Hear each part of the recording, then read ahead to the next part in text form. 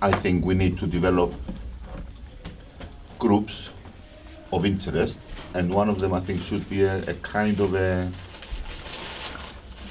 for a want of a better word, a group that would liaise with local people of power. We've got a piece of green in our area which is not being used.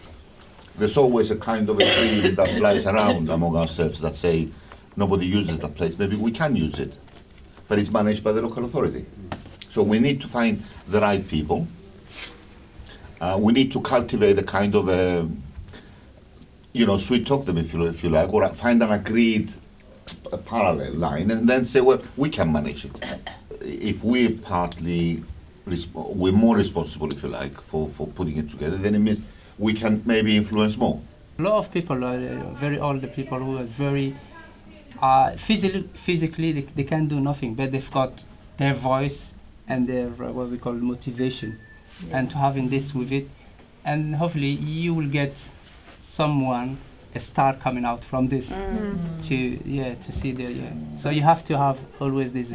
Communication is key. That the big local does need to reach out for people and keep in touch with people once they click into the big local, so that they feel part of big local, even if they're not necessarily involved in a project. That local individual people feel part of that big local scheme. Big local helps Whitley Bay to have a voice to the council, acts as a conduit. We can just get on with developing projects without jumping through hoops.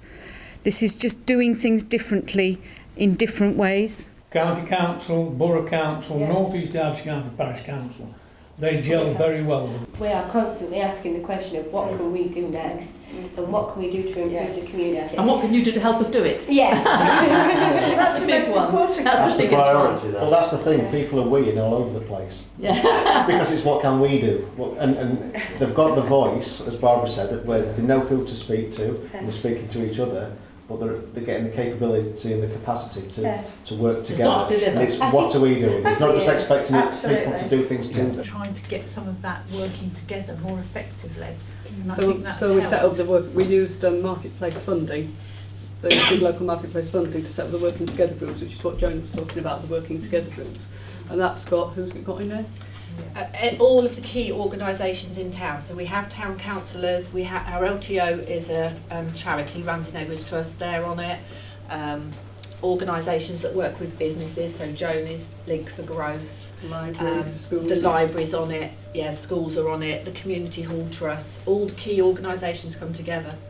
And at the moment, because it's about everyone pushing together for the good of the area and not competing with each other, or we do that bit and they do that bit, and it's about us all, because we need to think strategically. When this million is used up, where else?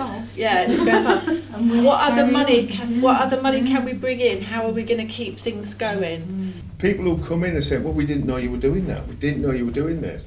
And you've got some big agencies coming and join us now. And they want to forge a relationship with us. We went to the schools and Roy, ferret on a dead dog or whatever it is, right, was on at the schools for weeks and weeks and weeks, right, and he could not get an in. Just before the summer holidays, summer break, the school came to us and said, how can we get in? Now that's a total different mindset, you know what I mean? They're seeing us as a way to come forward. It has been quite difficult to get groups like this together, because I think people do get tired of it all and disillusioned, and you can't blame the community for that. But with this group, I think, and there's been I know there's been some changes with the steering group, but there's been some, like a central team of people who've been there throughout, so I think that's just helped it be a strong group. I mean, the benefits, they're obvious for people like the housing associations, for the organisations like us, because we want sustainable communities, want people to remain on the estate and to improve their lifestyle and so on. So it's a no-brainer for us, really. To be quite fair, a lot of people we talk to are very impressed with the way that we work up here, you know what I mean? We've had a few people saying, could we come up and see the way you work, you know what I mean? Because they find it really strange that a group of residents can do that, because we always say, well, if somebody wants to come on a Monday morning, the residents, they can. You know what I mean? We don't say they can't. We always drag Jane out of bed to make sure we've got enough votes. Right, I will mention that. European funding programmes aren't more like big local. Yeah. Because obviously CLLD is European ERDF, ESF. I mean, you know, they come with, you know, reams and reams and reams of contracts and outputs. But it's, and, you know, light touch they're not. They're not light touch, they're going to be quite heavy, but you do need a structure to sort of like apply for it, and I think that we are in a position for a structure, you know what I mean? Yeah.